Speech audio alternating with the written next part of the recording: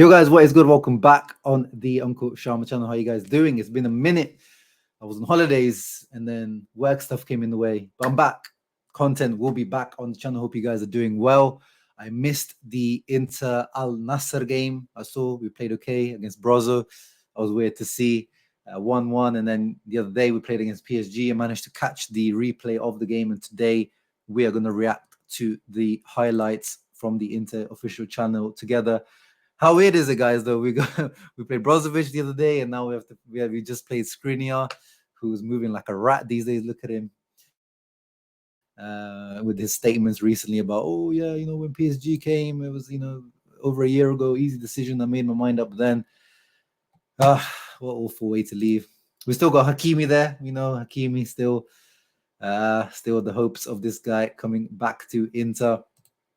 But yeah, let's have a look quickly at the highlights here. I think Filip Stankovic, by the way, guys, we're going to see a nice little save from him here. Nice reactive save. And this guy, he's impressing. He's impressing. I'm seeing reports that are saying, Inter coaching staff are impressed by him.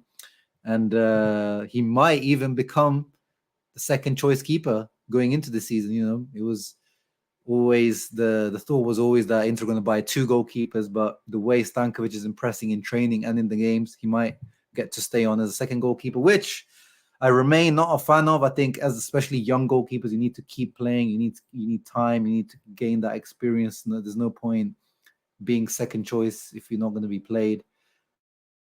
And when you're going to be played, it could be a massive, big deciding game if the number 1 goalkeeper is injured or suspended or something like that. I just don't think it's an ideal situation to bring a young goalkeeper in. Yeah, apart from that, Di Marco looked pretty rusty. Lautaro, you see here the shot from distance is not in his repertoire. He needs to add that. This is one of Lautaro's weaknesses, I think, from his time at Inter. He's been here, 5 seasons? I only remember like 2 or 3 goals from outside of the box. Really needs to improve that. But yeah, here Thuram, you see turning on the half turn. That's what we want to see from Thuram. And I like that. Barella leaving a little on Skriniar there when he jumped up. I liked it. I think you guys enjoyed that as well. Little petty move.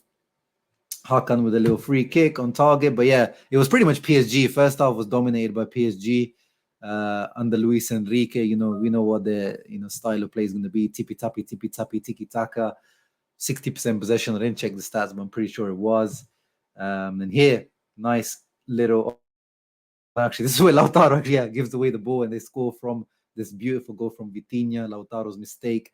Not much Stankovic could have done there, but I don't know. Great goal. But this is where we wake up. This is where Inter start to shine. Frattesi comes into the game. He made a great impact. I'm watching Frattesi very, very closely. This preseason, as you guys know, I never really care about the results. So of course, now the internet has to be annoying now. I'm watching players individually. Quadrado, you see here, completely killing Kurzawa. Thuram makes fun of Kurzawa. I don't know if you saw the shorts I posted. It was very, very funny. But this is very, very typical Quadrado move. Dumfries can't do something like that in his dreams. And here is the goal. Frattesi, this is what he is, a transition monster, transition machine. And saved by Esposito. Nice little goal. Again, if we get rid of Correa, 4th striker, you can't get anyone in.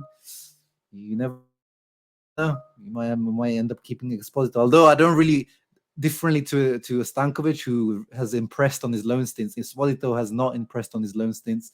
His attitude in general, I don't want to reward someone like that. But I wouldn't, him and Correa. And this is the second goal. Sensi. Oh my goodness, this guy. Every year he brings me back onto the Sensi train. But now if the rumors about Samasic are true, which by the way, I'll make a video on Samasic guy. I know you guys have been asking for it. There's no way Sensi can stay. 6th midfielder, I personally would keep him. But we know his injury issues. It looks like Inzaghi kind of lost faith in him in his time at Inter. But he remains to be such a quality player. And then the game finishes with this poor free kick from PSG. And we leave the Japan tour with a draw and a win. Pretty solid preseason tour. 2 goals conceded. 3 goals scored. So not, struggling like, remember last preseason we were all panicking like, oh, we're conceding so many goals. What's going on? And then we kind of took that into the season as well. So again, I'm not looking into these preseason games, as I never really do, but the signs are looking a little bit better. Looks like we have already some better balance within the team compared to last year. But still, Marotta, Ausilio, they need to get the goalkeeper in. They need to get Inzaghi, his goalkeeper. They need to get the centre-back. They need to finish up the striker position, the Lukaku replacement, whether it's Kamaka, whoever it is. We're getting closer and closer to the start of the season, 19th of August, not that long left, only just over a couple of weeks left. Officially, there's only one more friendly against RB Salzburg on the 9th of August, but I'm sure they will sneak in one more unofficial one, one that's like behind closed doors or, with the Inter youth team or something like that. They will do at least another one on top of the Salzburg one because, yeah, you can't be just playing one friendly in all this time that you've got left. So we'll see who that will be against. And of course, the kickoff against Monza, August 19th. Looking forward to that. I was impressed by Marcus Thuram in this game, as I said. Haslani was good when he came on. Cuadrado, great impact into the game. Stankovic, as we said, looks quite good. I've been impressed by him. Di Marco, if you guys looking still off there, great physical condition like Di Marco, huffing and puffing more than usual. Lautaro still doesn't look like he's there. But yeah, they'll get there. I'm sure they'll get there in a couple of weeks. I'm sure we will be seeing them in their best condition coming into the Monza and Cagliari games. What have you guys made of it? Who's been exciting you? What do you make of Esposito? Would you keep him? What do you make of Sensi? Would you keep him? What about Stankovic? That's the one I'm interested in. Has Filip Stankovic impressed you on the ball? 100%. This is how all modern goalkeepers now coming up. You'll see pretty much all of them now will be good on the ball. So that's not a surprise.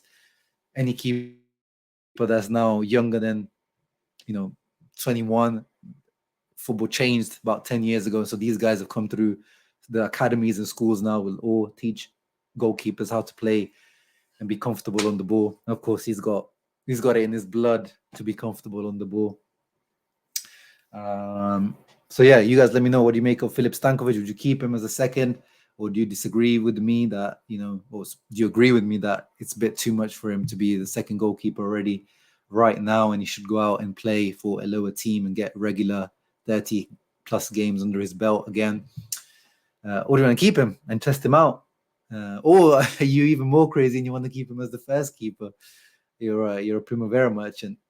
I want to know. But of course, guys, you know what to do. Leave a thumbs up, subscribe to the channel, and Samardzic video, and of course Skamaka video. Go back to the one I made last year, but we might have to do an updated version if we do sign him. Live stream coming soon as well, so keep a lookout on the channel. Ciao ragazzi, always Forza Inter, let's go.